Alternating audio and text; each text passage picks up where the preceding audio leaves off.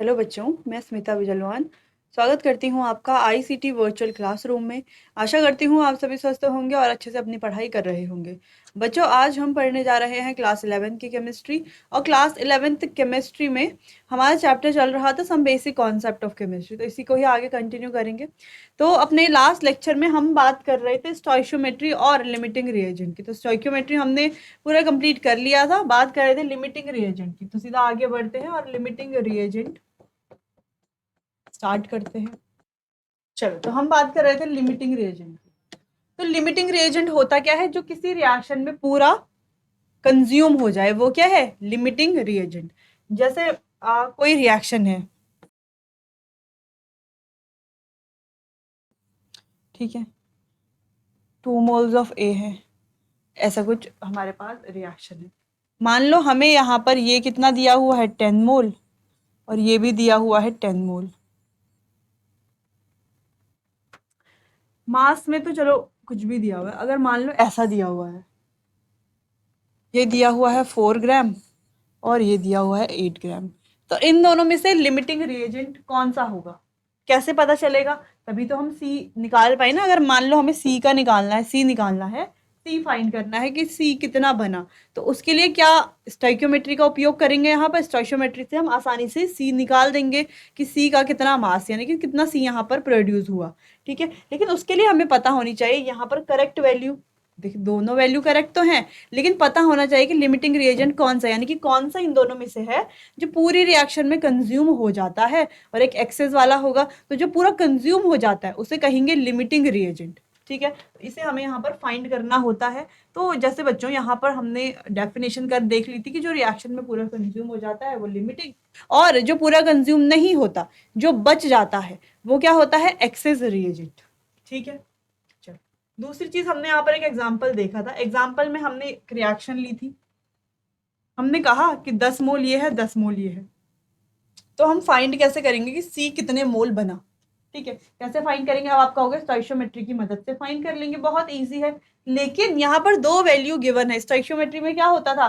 एक की value given होती थी, एक ही चीज गिवन होती थी, फिर हम उससे आसानी से फाइंड कर लेते। लेकिन यहाँ पर दो दो गिवन है, तो कैसे फाइंड करेंगे? तो हम क्या करते हैं, पहले निकालते हैं लिमिटिंग रिएजेंट, जैसे कि हमने यहाँ पर निकाला। लिमिटिंग रिएजेंट निकालने का फॉर्मूला क्या है? अगर मोल्स दिए हुए हैं, ठीक है, तो कैसे निकालेंगे?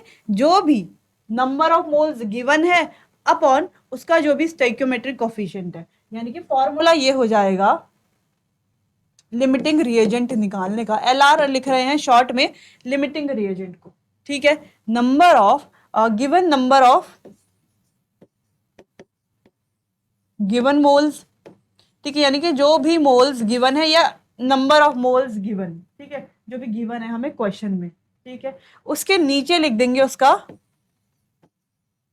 स्टोइशियोमेट्रिक कोफिशिएंट।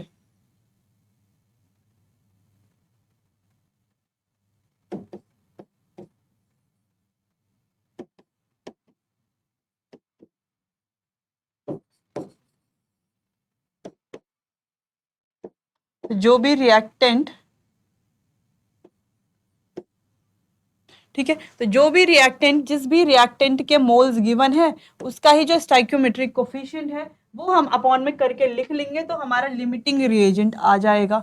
ये है फॉर्मूला लिमिटिंग रिएजेंट फाइंड करने का। ठीक है, चलो, अच्छा, एक चीज यहां पर हम देखते हैं। मान लो ये हमारे पास एक रिएक्शन थी और हमें इसमें ये फाइंड करना है।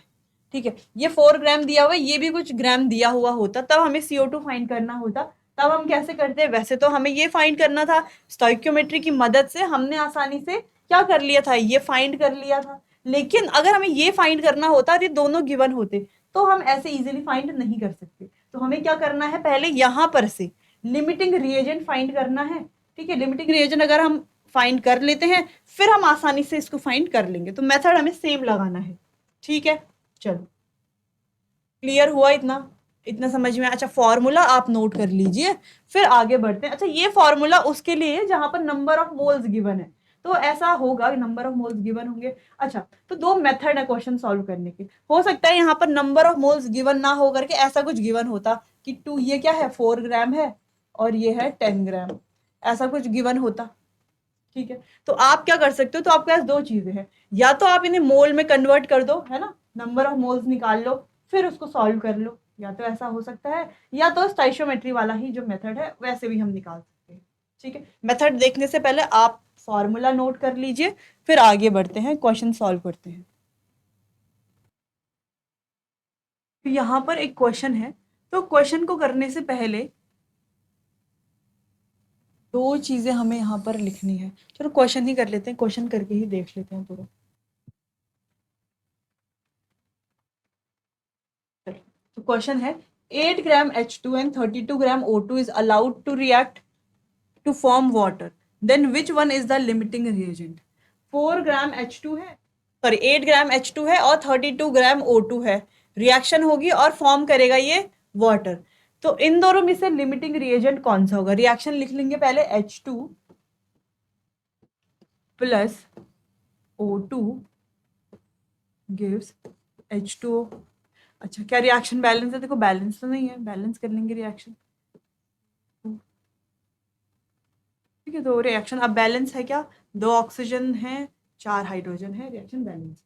ठीक है, अब देखो वैल्यू ये दिया हुआ है 8 ग्राम H2 और 32 ग्राम O2। फाइंड करना है कौन सा लिमिटिंग रिएजेंट है। तो मेथड क्या है? देखो सबसे पहला स्टेप क्या है, आपको लिखना भी है, ठीक है, स्टेप वाइज। तो पहला स्टेप क्या है, हम लिखेंगे इनकी standard value.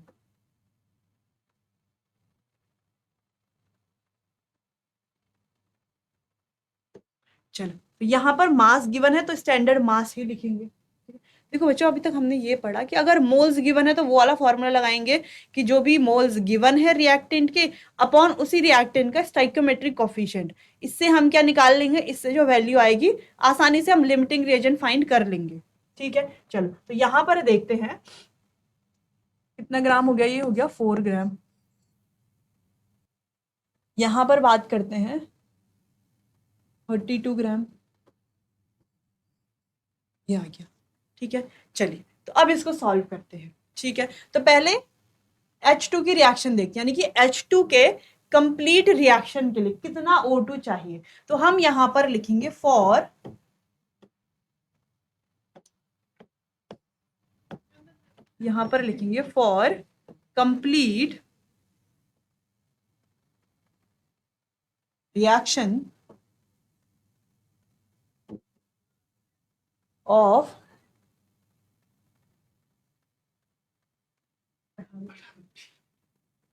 Complete reaction of H2, यानी कि H2 की कंप्लीट रिएक्शन के लिए कितना O2 चाहिए, कॉमा O2 रिक्वायर्ड, का मतलब क्या है? इसका मतलब है कि 8 ग्राम को पूरा कंप्लीट, इसको क्या करने के लिए, इसकी कंप्लीट रिएक्शन के लिए 8 ग्राम पूरा यूज करने के लिए कितना ग्राम O2 चाहिए। देखो यहाँ पे तो 32 ग्राम दिया हुआ है, क्या 32 ग्राम ही चाहिए हमें? तो ये हम फाइंड करेंगे। कैसे फाइंड करेंगे इसको? सेम स्टोइकियोमेट्री वाले मेथड से 8/4 इंटू 32, है ना। 8 क्या है, जो हमारे पास गिवन है उसका, जो हमारे पास H2 है उसका जो गिवन मास है, अपॉन उसका जो स्टोइकियोमेट्रिक सॉरी अपॉन जो उसका स्टैंडर्ड मास है, इनटू जिसके लिए हम फाइंड कर रहे हैं उसका मास। ये कितना हो गया? 32। ठीक है,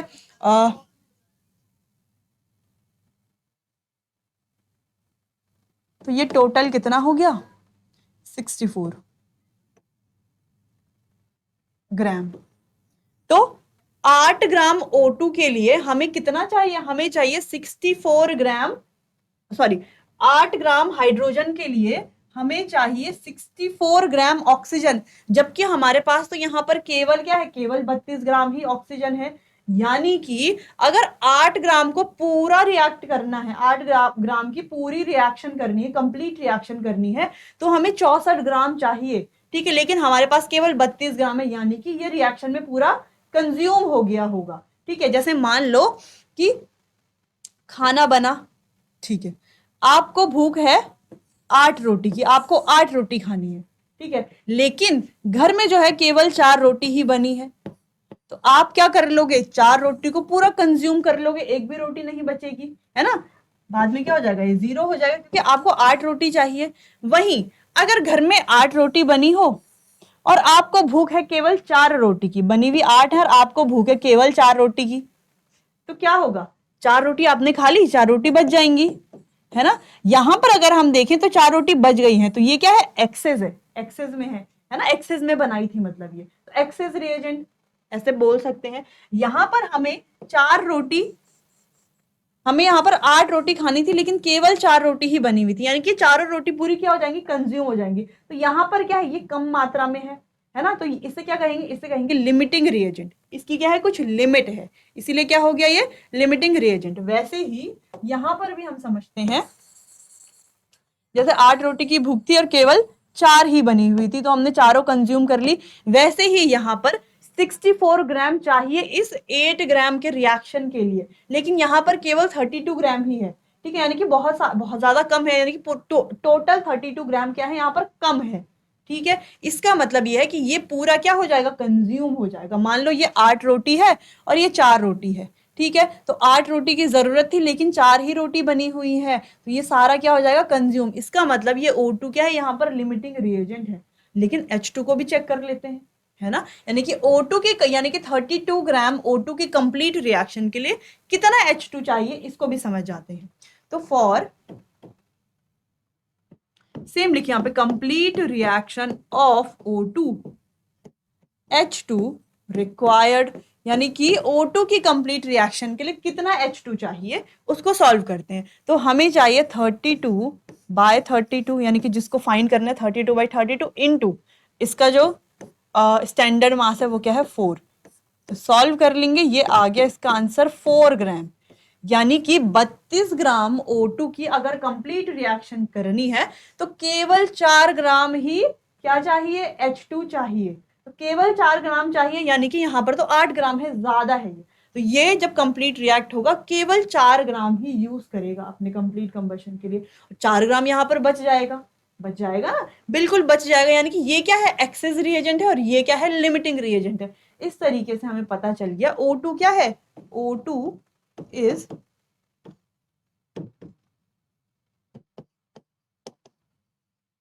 limiting reagent और H2 क्या है? H2 is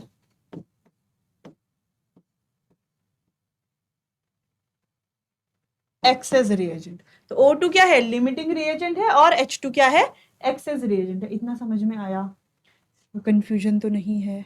ठीक है, चलो, ठीक है, मतलब यहां पर समझ लो, यहां पर 8 रोटियां हैं, है ना, और केवल 4 रोटी की भूख है, तो 4 रोटी ही कंज्यूम करी हमने, 4 रोटी ही कंज्यूम करी, ठीक है, और 8 क्या हो गई? बच गई, यानी कि ये क्या हो गया? Access reagent. और यहाँ पर हमें भूख थी 8 रोटी की, यानी कि मान लो हमें 64 रोटी की भूख थी, है, और यहाँ पर केवल 32 ही रोटियां बनी हुई थी, तो 32 रोटी तो हमने पूरी खा ली। 64 रोटियों की जरूरत थी और 32 रोटियां ही बनी हुई थी, तो 32 रोटी तो हमने पूरी कंज्यूम कर ली। यहाँ पर आवश्यकता ज्यादा की थी, ठीक है, इसलिए ये क्या है? लिमिटिंग रिएजेंट है, ठीक है। तो 2-3 तरीके से हमने समझ लिया है कैसे फाइंड करेंगे लिमिटिंग रिएजेंट को, ठीक है।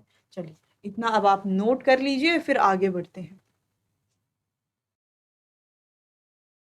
चलिए, अच्छा, इसका कोई दूसरा मेथड भी हो सकता है उसको सॉल्व करने का। देखो, दूसरा मेथड भी हो सकता है। दूसरा मेथड क्या हो सकता है? देखो, पहला मेथड तो ये है जो कि काफी इजी है, इससे आप कोई भी लिमिटिंग रिएजेंट फाइंड कर सकते हो।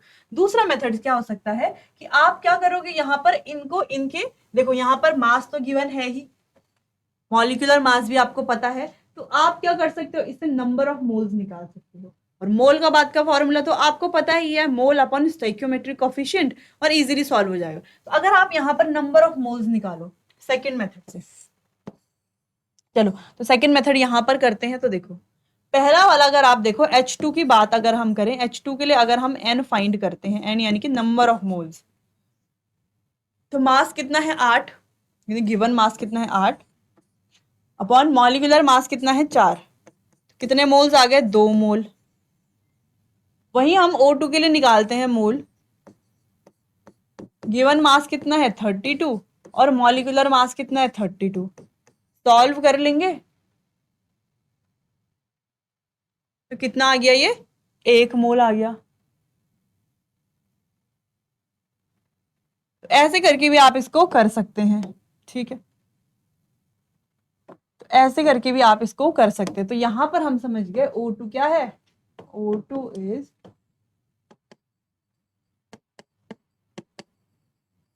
लिमिटिंग रिएजेंट, ठीक है। O2 क्या है यहाँ पर, लिमिटिंग रिएजेंट। आगे बढ़ते हैं, अगला क्वेश्चन करते हैं। अगला क्वेश्चन है H2SO4 के 0.5 मोल्स हैं जो मिक्स हो रखे हैं CaOH होल ट्वाइस के साथ 0.3 moles. The maximum number of moles of CaSO4, तो CaSO4 के मोल्स निकालने हैं। तो ये स्टोइकियोमेट्री वाला क्वेश्चन तो हो ही गया है ना, कि CaSO4 के मोल्स निकालने हैं। तो अब आप कैसे निकालोगे, दो वैल्यू दी हुई है, तो आप क्या करेंगे, पहले पहले क्या निकालेंगे, लिमिटिंग रिएजेंट निकालेंगे, फिर आप CaSO4 का नंबर ऑफ मोल्स फाइंड करेंगे, ठीक है। तो ये आप खुद से कीजिए ट्राई इस क्वेश्चन को। चलो क्वेश्चन करते हैं इसको। H2SO4 mixed with calcium hydroxide क्या फॉर्म कर रहा है, CaSO4 प्लस वाटर। अब पहला स्टेप क्या है, रिएक्शन को बैलेंस करना। तो रिएक्शन बैलेंस देख लेते हैं, H2 है और 2 4, तो यहाँ पे आ जाएगा 2। क्या अब रिएक्शन बैलेंस है, देखो Ca एक Ca है, ऑक्सीजन है इधर 4 और 2 6, इधर भी 4 और 2 6 ऑक्सीजन है, H इधर 4 है, इधर भी 4 है, ठीक। चलो रिएक्शन हो गई है बैलेंस। अब गिवन जो वैल्यूज है, तो देखो ये है 0.5 मोल, ये है 0.3 मोल, और ये है, यहां पर भी नंबर ऑफ मोल्स फाइंड करने हैं, ठीक है। स्टैंडर्ड वैल्यू लिख लेते हैं। स्टैंडर्ड वैल्यू यहाँ पर क्या है, 1 मोल, यहाँ पर भी क्या है 1 मोल, और यहाँ पर भी क्या है 1 मोल, यहाँ पर क्या है 2 मोल है, ठीक है। लेकिन उसका हमें कुछ करना नहीं है, क्योंकि हमें मतलब तो केवल इससे है जो हमें फाइंड करना है। अब दोनों में से अगर लिमिटिंग रिएजेंट पता चल जाए तो आसानी हो जाए। अगर हम स्टोइकियोमेट्रिक कोफिशिएंट की बात करते हैं तो यहाँ पर 1 है, यहाँ पर भी क्या है 1 है, तो क्या कर लेंगे 0.5/1, 0.3/1, तो सेम ही वैल्यू आ रही है, तो ये क्या हो जाएगा, लिमिटिंग रिएजेंट, ठीक है। तो हम लिख लेंगे यहाँ पर कैल्शियम हाइड्रोक्साइड जो है is limiting reagent.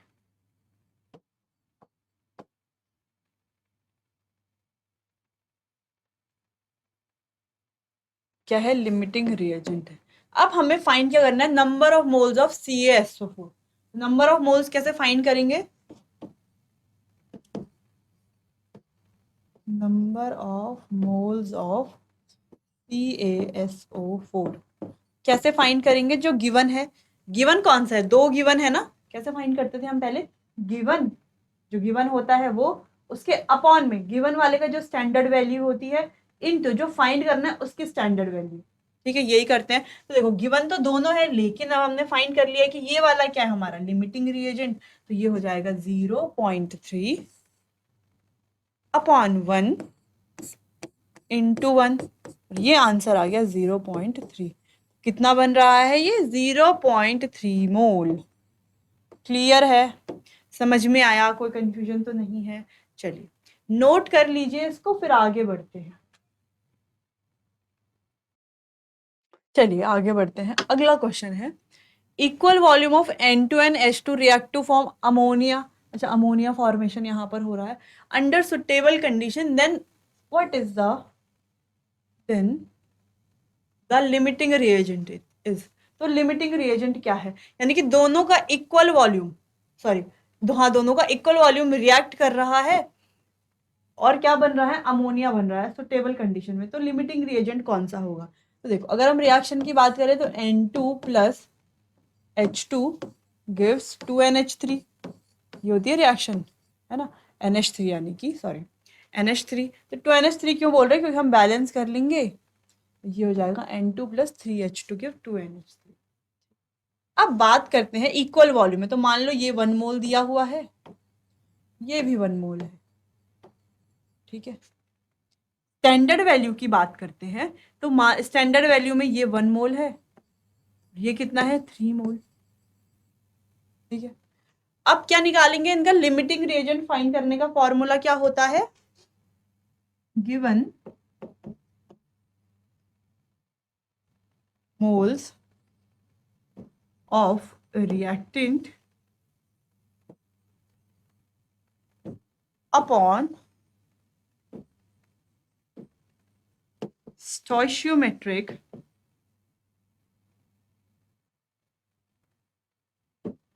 coefficient of that reactant।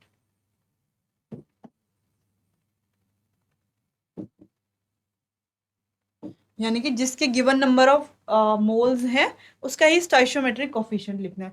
तो फाइंड कर लेंगे दोनों केसेस के लिए। तो ये तो फॉर्मूला हो गया लिमिटिंग रिएजेंट का, ये तो फॉर्मूला हो गया लिमिटिंग रिएजेंट का। ठीक है, तो चलो सॉल्व कर लेंगे इसको। देखो N2 के लिए चेक करें अगर हम, तो 1/1 ये कितना आ गया, 1 आ गई इसकी वैल्यू। H2 के लिए हम चेक करेंगे तो क्या आ गया 1/3, 0.3।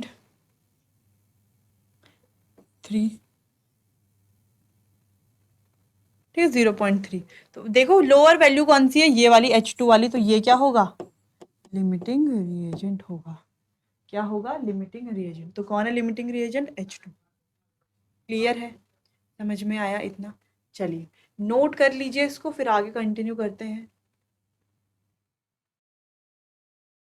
चलिए क्लियर है, तो यहाँ पर हमने काफ़ी क्वेश्चन कर लिए हैं जिससे हमें समझ में आ गया कि लिमिटिंग रिएजेंट कैसे फाइंड करेंगे। ठीक है, लिमिटिंग रिएजेंट फाइंड करना आ गया। अगर मोल्स दिए हुए हैं तो कैसे फाइंड करेंगे, और अगर मोल्स की जगह वॉल्यूम या मास दिया हुआ है तो कैसे फाइंड करेंगे, ये भी देख लिया। अब आगे बढ़ते हैं और स्टार्ट करते हैं टॉपिक कंसंट्रेशन टर्म्स, जो हमारे चैप्टर का है लास्ट टॉपिक। तो अभी तक बच्चों चैप्टर में हमने काफ़ी सारी चीज़ें पढ़ ली हैं। देखो सबसे पहले हमने एक जनरल इंट्रोडक्शन देखा था, ठीक है, कि बेसिक कॉन्सेप्ट होते क्या है। उसके अलावा केमिस्ट्री के बारे में बात की थी कि इसकी क्या क्या ब्रांचेस हैं, कहाँ कहाँ इसका यूज़ होता है, या कौन कौन से अदर जो फील्ड इसमें है उसके बारे में बात की थी।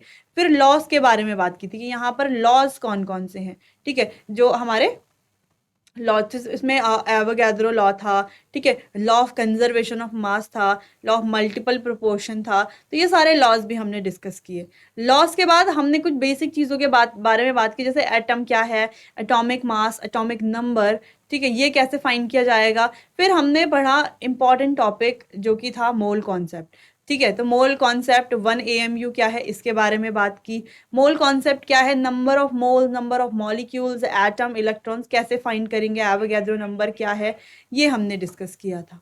ठीक है, उसके बाद हमने बात की बच्चों कि एम्पिरिकल फार्मूला और मॉलिक्यूलर फार्मूला कैसे फाइंड करेंगे, प्योरिटी कॉन्सेप्ट क्या है, परसेंटेज कंपोजिशन कैसे फाइंड करेंगे, ये पढ़ा। फिर हमने पढ़ा स्टोइशियोमेट्री और लिमिटिंग रिएजेंट भी कंप्लीट हो गया। अब हमारा लास्ट टॉपिक है कंसंट्रेशन टर्म्स। तो यहाँ पर हम अलग अलग कंसंट्रेशन टर्म्स के बारे में बात करने वाले हैं, जैसे weight mass percentage, volume percentage, इसके अलावा मोलैरिटी, मोलैलिटी, ठीक है, मोल फ्रैक्शन, ये कुछ कंसंट्रेशन टर्म्स हैं। ठीक, चलिए तो स्टार्ट करते हैं। Weight by weight percentage. तो वेट बाय वेट परसेंटेज सबसे पहला, when the concentration is expressed as the percent of component in the solution by mass is called mass percentage. Suppose we have a solution containing A and B, दो component है A और B, then its mass percentage is expressed as, अगर दो component है तो mass percentage कैसे express करेंगे हम, mass of solute, mass percentage, mass of solute upon mass of solution into 100।